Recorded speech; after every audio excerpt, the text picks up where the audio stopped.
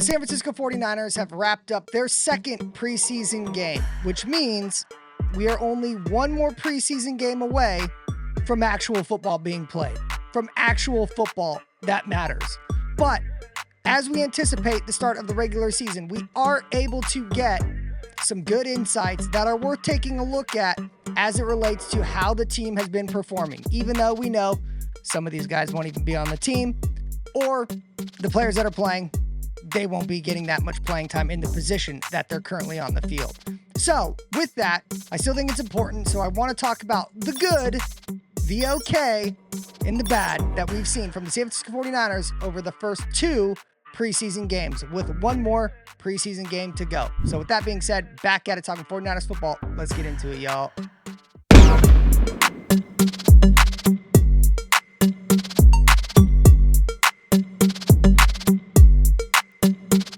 Yo, what's up, everybody? It's your boy, Ryan Tigey, back in action. As I stated from the jump, I do think there is valuable information that we've been witnessing coming out of the 49ers' first two preseason games.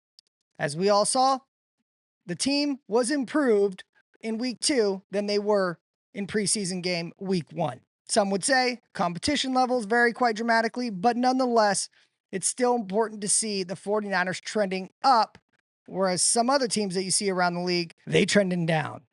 Again, take it all with a grain of salt. It is the preseason. A lot of these players that are playing might not even be on the roster. They may be selling insurance the following week. Who knows? So I understand all the caveats, all the asterisks around preseason and what we really can take away from it. So I want to focus on what we've seen from players who we know who are going to be contributing to this upcoming regular season. So first, let's start with the good.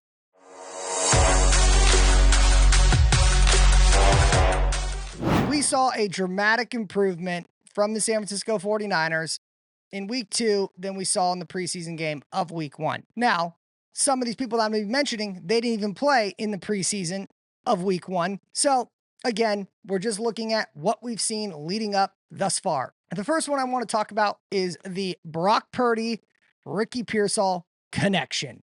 We've heard it all over social media about how well their connection's been going, how Ricky Pearsall has really taken that next step, having a similar training camp when Brandon Ayuk arrived on the scene and had over 1,000 yards. And we saw it on the field. Their connection, obviously, was one that's going to be special. I think a lot of what we saw was some clutch third down conversions that Ricky and Brock were able to connect with. But I also think this is what happens when Ricky Pearsall gets a full offseason, which he didn't have last year, as we all know. But in the simplest way to look at it, Brock Purdy, he looked clean, decisive, although they weren't able to convert in the red zone, which kind of gave you flashbacks to the horrific red zone performance last year. That's not what I'm going to take away from it. I thought Brock Purdy looked sharp, decisive, on time, and Ricky Pearsall was where he needed to be when he needed to be there, which is how we all know Brock Purdy likes to play quarterback. He has to be able to depend that you're going to be where he thinks and where you're supposed to be in order for him to pull the trigger with all the anticipation throws that he makes. So I thought that that was a phenomenal sight to see their connection moving and shaking like they're already in the regular season. So that is a major positive, probably the biggest positive that I've taken away from that small couple of plays that we saw them have in the Raiders preseason game of week 2. The next one, and kind of most obvious one, I actually have him in multiple categories, is good old Jake Moody. Jake Moody had a good day in kicking. All we've seen leading up to this point is he's gotten in his head. He had a horrible season last year. He came back from the injury of his ankle injury too soon. We get all that. But I do say it's good because he was able to win a walk-off field goal. A field goal which was the longest in his career's history. A 59-yarder, booted that bad boy and went straight through the uprights. And I will admit, I didn't really have much faith that he was going to hit that. We all know he changed his kicking stance. He takes 2 steps now versus 3 steps. So the tweaks that he had, that he's been working on this offseason, clearly it's showing up as something positive that we've seen thus far. We all saw he did miss one. He went 4 for 5, I believe. So Jake Moody looked good, kicking the balls. But again, coming from a fan perspective, this is where I get into the bad with Jake Moody, is I still have very minimal confidence in Jake Moody when he is over 40 yards hitting a field goal. We saw The field goal that he did miss that game, it was longer than 40 yards. And so Jake Moody still makes me very nervous about how he's kicking. We saw when he missed that field goal initially, then he came back, kicked another one, and it barely squeaked in. And again, this is all things that we saw last year that gives me horrific flashbacks, and I'm sure you as well, that Jake Moody, he made them, almost all of them, but it still wasn't as clean and crisp as you would like it, which is why I have Jake Moody as a positive and a negative, because of the fact that we're still seeing signs of things that he was doing last year, which it wasn't great. But again, he was able to make some clutch kicks, and I think that was a phenomenal way for him to boost his confidence moving forward into the season, is by hitting that walk-off. You saw how hyped the team was. Everybody understands how much pressure is on Jake Moody, because if he has too many fuck-ups, we know the 49ers are going to be looking for a replacement kicker. And so that's something that goes into every kick that he has, is he has that lingering in the back of his head. If he misses too many kicks, he's gone. And I think there's a positive sign that he was able to make them. And again, he was in a controlled environment. This is a dome. Allegiant Stadium is a dome, controlled environment. He should make all of them. But the fact is, he was able to make the kicks count 4 out of 5, which is a great thing to see, especially the walk-off game winner. The third positive that I'm seeing coming out of the San Francisco 49ers are some of the young players and what we can expect to see, the ones that will be contributing. Obviously, we know the 49ers, they're battling a lot of injuries right now. Somehow, some way, the 49ers are still racking up the injuries, even though internally they have fired training staff, they've hired new people. What's interesting is I actually saw, and this is a side tangent, John Feliciano, the former 49er, who I seriously think with this Dominic Pooney injury that John Lynch should get on the phone and try to get him back in the building. He's not on a team right now. He actually, I believe he retired. I don't know if it was an official retirement or what, but he's openly admitted on X, like he would come back. He just got to have a phone call from John Lynch. But one of the things he said in one of his recent tweets, because he was commenting about all the injuries the 49ers are taking again, as he said, he's never warmed up more than when he was with the San Francisco 49ers. Obviously, he was a little bit of a journeyman, played on a whole bunch of different teams, but that's just something unique insight that he warmed up the most out of any team when he's with the San Francisco 49ers. And again, last year, when he was on the team, we saw what happened. A lot of players got injured. So just food for thought. Don't know what is really the issue. Again, all the bad luck, I get all that, but just something that I think is worth pointing out, that John Feliciano said, hey, the 49ers, they warm up more than any team I've ever been on. But going back to some of the young players that I see, Seagull, the safety for the San Francisco 49ers, he, in a sense, has locked himself in as a starter or somebody who's going to be getting a lot of playing time. He has been playing too good from the safety spot, and he has just continued to progress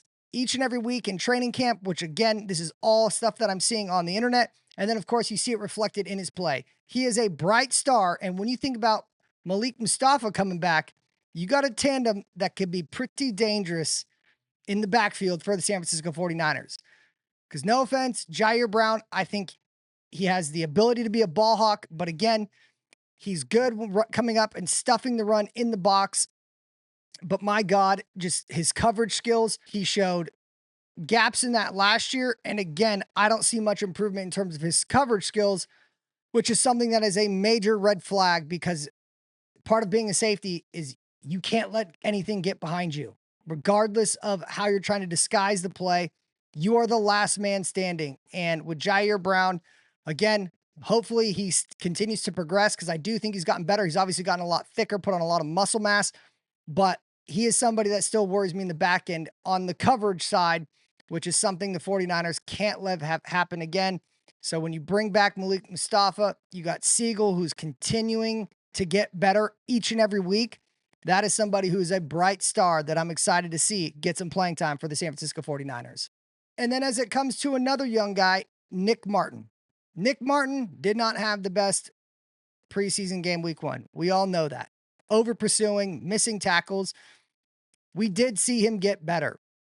And the guy obviously flies around, is an aggressive pursuer, and would love to get his nose in there and make a huge tackle. The dude's a thumper. And there was definitely improvement from week 1 to week 2 seeing him. He seemed a lot more controlled, a little bit more of understanding about what the opposing offense is trying to do. and we saw that come up. Now, not to say this guy is a very raw talent, obviously. He's fast sideline to sideline. The dude can make plays. He's got the athletic ability, but he still had some issues missing some tackles. But again, not focusing on the negative, he was a big improvement from week 1 going into week 2. And then we got to talk about the other side of the quarterback, Mac Jones.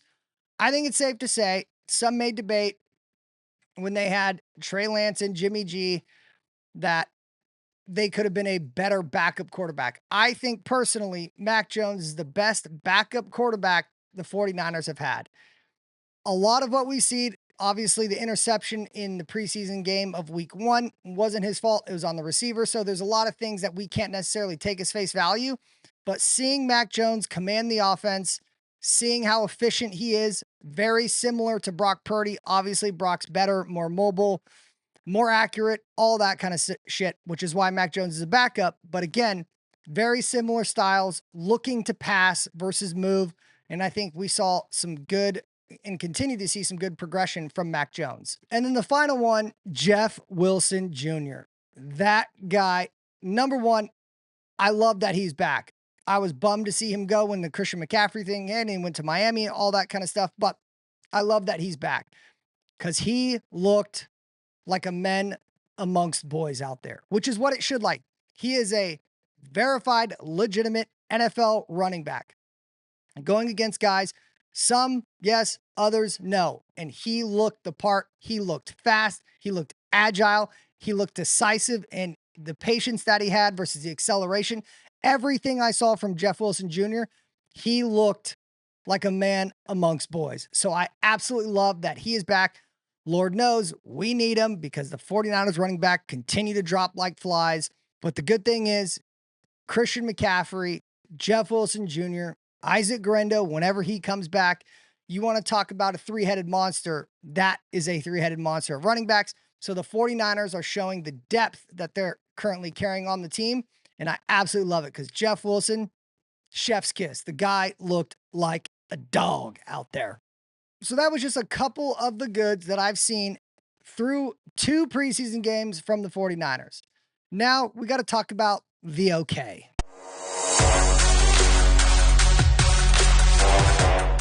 I don't have many on this list of what's been okay, but I definitely think we have to focus on it because it's bitten the 49ers in the ass years prior, is the 49ers special teams. Again, Jake Moody had a good game, but still makes me very nervous, and there's not a lot of confidence behind him when they trot him out to kick because everyone knows we need Jake Moody to knock down field goals. Think about how good it was when Robbie Gould was the 49ers kicker.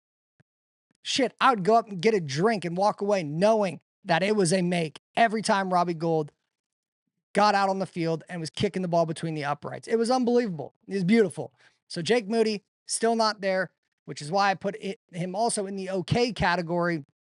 But then, of course, we still haven't really seen. I mean, there was one in week 1 of the preseason, just the returning game. The 49ers have yet to really find somebody dynamic back there that can actually take one to the house or that can actually have a 40, a 50-yard run back. We just don't see it, whether it's on punt or kickoff. That's just something we haven't seen. Can't really tell if it's gotten better than what it's been from the return standpoint, but it is something that I'm seeing that is just, it's okay. A lot of room to improve, but it could also be a lot worse. And then the third one in that, again, while we're focusing on special teams, is the coverage. The coverage has been good, not great. Oftentimes, I'm seeing the 49ers returners take it out to like the 20, the 25, and then the opposing team is taking it out to the 30, the 35, the 40. So I'm hoping to see a big improvement with Brant Boyer at the helm of the special teams. And again, I understand it is preseason. I'm judging this early, but just based on what I've seen, that's kind of how I feel. And now we got to turn to the bad.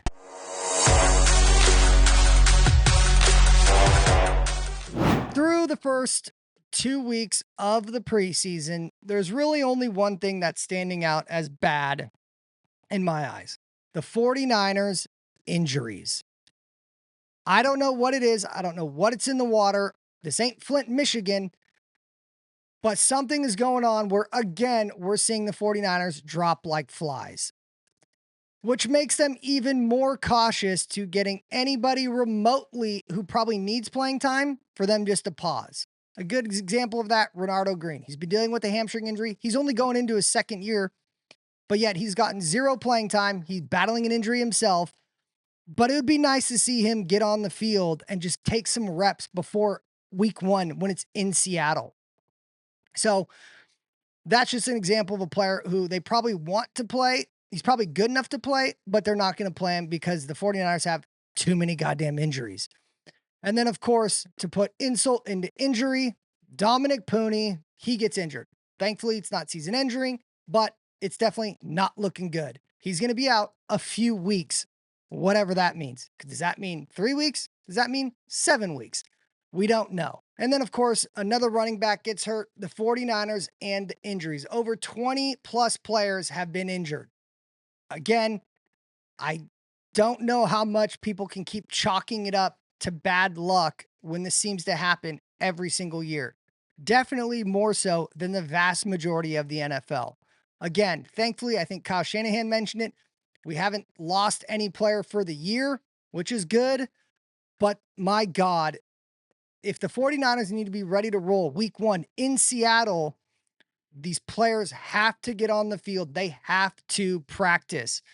Because with all this, there's really not a whole much that can go into grading whatsoever. We understand the joint practices, but even with joint practices, their main guys aren't even necessarily playing that much because, again, they're too worried about injuries. Bose is not getting reps. Trent Williams not getting reps. I get it. He doesn't need reps. But then there's guys like Juwan Jennings hasn't gotten any work.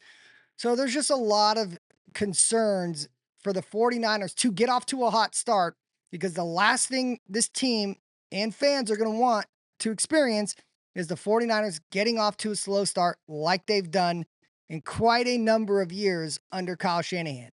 But at the same time, what are really your expectations? These guys can't practice. Nobody's playing. So how are they supposed to get off to a good start? So hopefully they're managing it the best they can, which I'm sure they are. And hopefully players are getting a lot of reps on the side or in closed practices that we're not seeing. Because it is just something that's just like, oh, here we go again. We're not there, but that's just what it feels like. And so the Niners, if they can stay healthy, as every pundit always says about every team, if they can stay healthy, they can be really good. The 49ers, a lot of this is going to ride because we're seeing the depth right now that the 49ers have. The 49ers, they don't have the best depth. Yes, they have depth. But when you just think about the players who aren't playing, let alone rookies who are going to have to come in and contribute to the team, Mykel Williams, has he been practicing lately? He hasn't played any preseason games? No. CJ West, another important piece for the 49ers. He's been out due to injury. So not only are we seeing it from some of the veteran guys, which again, naturally you'd be a little less concerned about, but just a lot of these rookies. And so hopefully they're able to turn this around, that this is part of building that callus that you always hear coaches say. These practicing, training camps, OTAs is for building the callus. Hopefully that's what this is, just in a kind of more dramatic fashion, but that they come back and are able to sustain because we know what this team can do when they're healthy. And it's most important for these young players to be available. Because if not, John Lynch, he's got to get on the horn and bring in some vets. Because it's, again, another expectation that's going to be kind of hard to deal with. All these young players who aren't playing, to have them come in and make such a big impact. So nonetheless, I think that kind of sums up the good, the okay, and the bad that we've seen, again, through 2 weeks of the preseason. We got one more game of the preseason left, thankfully, before the regular season kicks off and the 49ers are taking on the Seattle Seahawks in Seattle, which I can't wait for. Because Seattle Seahawks, I don't know if you guys watch them, they're a different team now with Geno Smith gone, Sam Darnold in there. Because the 49ers, they need some get back on Sam Darnold last year against the Vikings. The 49ers, they could have won that game. They didn't. But nonetheless, I think it's going to be a great way to start off week one, division rival, former quarterback leading the helm, and Sam Darnold. So I can't wait. I'm ready to go, as I'm sure all you guys are too. So, all right, y'all, just quick update, the good, the bad, the okay, from what I've been seeing from the 49ers through 2 preseason games. So I'll be back, but until my next video, make sure you like, comment, subscribe. You know the deal. Hit me up. Peace.